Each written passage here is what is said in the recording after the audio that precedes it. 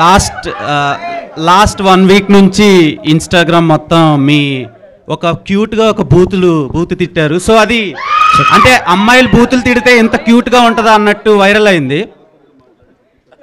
So అలా తిట్టడానికి reason ఏంటి? మీకు సిద్ధు జొన్నలగడ్డ గారికి ఏమైనా కాంట్రవర్షియల్ థింగ్స్ ఏమైనా జరిగినాయి? కాంట్రవర్సీ కావాలా నీకు? అయ్యే కాంట్రవర్సీ కావాలి. అలా కాదు సిద్ధు గారు, అసలు ఏమైంది? ప్రాబ్లం ఏంటి? సిద్ధు గారికి రాశి గారికి అసలు ప్రాబ్లం ఏం జరిగింది? చాలా ప్రాబ్లం లేదు, అసలు లేదు, ప్రాబ్లం లేదు. మరి మీరు అలా అనడానికి రీజన్ లేదు. ఫస్ట్లీ నాకు తెలియదు ఆ వర్డ్ ఒక బూతులని.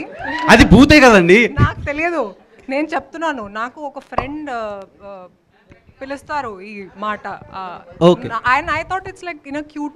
కాదు సినిమాలో ఒక సీన్ ఉంది, దాంట్లో హర్ష నన్ను అంటాడు ఆ మాట రే అని చెప్పి అంటాడు.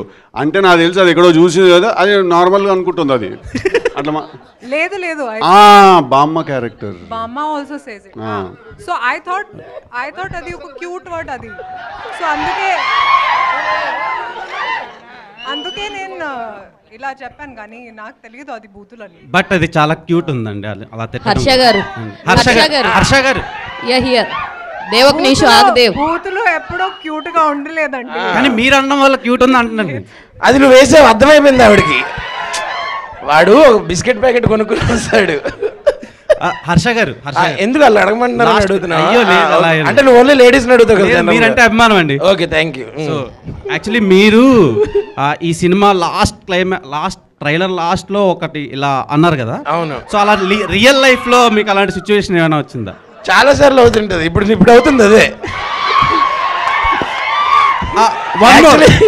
యాక్చువల్లీ కూర్చుని ఉన్నాను కానీ ఇప్పుడు అవుతుంది అదే. Last but not the least, okay, మీరు రాశి గారు మ్యాచింగ్ వేసుకొని వచ్చారు. సో సినిమాకి ఏమైనా ఇంటర్లింక్ ఉందా? అరే మా ఇంటి దగ్గర మంచి కళ్ళాసుపత్రి ఉంది. అసలు ఇది ఎక్కడ మ్యాచింగ్ అసలు?